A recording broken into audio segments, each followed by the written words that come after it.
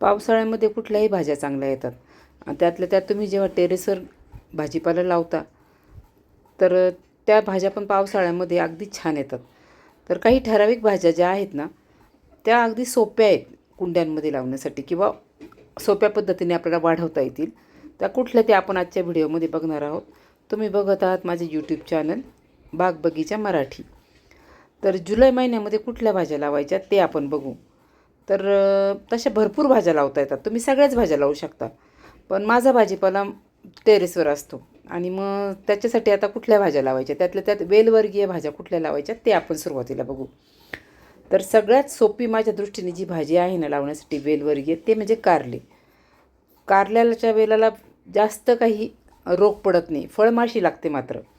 तर कारल्याच्या तुम्ही असं डायरेक्ट बी लावू शकता किंवा असे रोपं तयार करू शकता किंवा असं डायरेक्ट कुंडीमध्ये लावू शकता.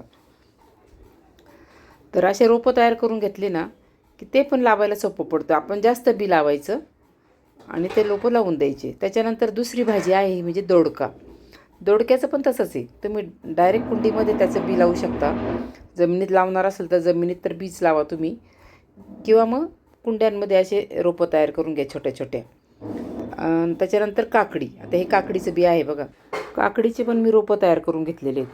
काय झालं, ह्यावर्षी पावसाळा खूप उशिरा चालू झाला. मग मी कुंडीमध्ये त्याचे रोपं करून घेतले. तुम्ही डायरेक्ट ग्रो बॅगमध्ये किंवा मोठ्या कुंड्यांमध्ये लावलं तरी चालतं. त्याच्यानंतरचं पुढचं म्हणजे भोपळा. भोपळा पण खूप छान येतो. भोपळ्याचे पण मी रोपं तयार करून घेतलेले. त्यामुळे माझ्याकडे एकच बी होती, ती दाखवली. त्याच्यानंतर तुम्ही लावू शकता भेंडी.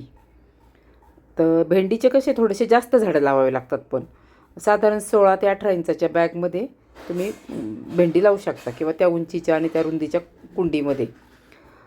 त्याच्यानंतर सिमला मिरची तुम्ही लावू शकता. साधी मिरची तुम्ही लावू शकता. साध्या मिरचीचं बी तर आपल्या घरातल्या लाल मिरच्या असतात ना, त्यातलं बी काढायचं लावायचं. आणि ही जरा वेगळी आहे कॅप्सिकम, त्याचं मी बी घेतलेलं आहे ऑनलाईन हे. त्याच्यानंतर टॉमॅटो लावायला अतिशय सोपे. टॉमॅटोचं बी घेऊन तुम्ही रोपं तयार करून लावू शकता. पण मी हे नर्सरीतनं रोपं आणलीत. तर हे रोपं अगदी छोटे होते, नर्सरीतनं आणले तेव्हा. मग मी असे ते कुंड्यांमध्ये आणि छोट्याशा बॅगमध्ये लावलेत. ते आता ट्रान्सफर करण्याला योग्य झालेले आहेत. तर आता ते बी कुंड्यांमध्ये लावणार आहे मोठ्या मोठ्या. त्याच्यानंतर वांगी लावू शकता तुम्ही.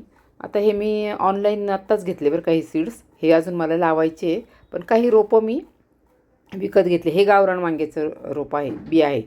आणि हे काटेरी वांगे असतात ना निळे, त्याचं हे रोपं मी नर्सरीतनं आणले होते. आणि हे बघा 2 रोपं याचे पानं बघू शकता तुम्ही त्याचे केवढे. हे भरताचं वांगं असतं ना मोठं, त्याचे रोपं मला आमच्या एका पाहुण्यांकडे मिळाले होते. त्यातले 2च शिल्लक राहिलेत आता, ते मी लावलेले आहेत. त्याच्यानंतर पालेभाज्या बघू आपण आता. पालेभाज्यांमध्ये सर्वात सोपी भाजी म्हणजे पालक. तुम्ही माझे व्हिडिओ बघत असाल, 12 महिने तुम्हाला माझ्या टेरेसवर पालक दिसतो. हे पालकाचं बी आहे. हे पण गावरान पालक आहे, छान लाल दांड्याचा. तर पालक लावू शकता तुम्ही. माझ्या ऑलरेडी लावून झालेला आहे.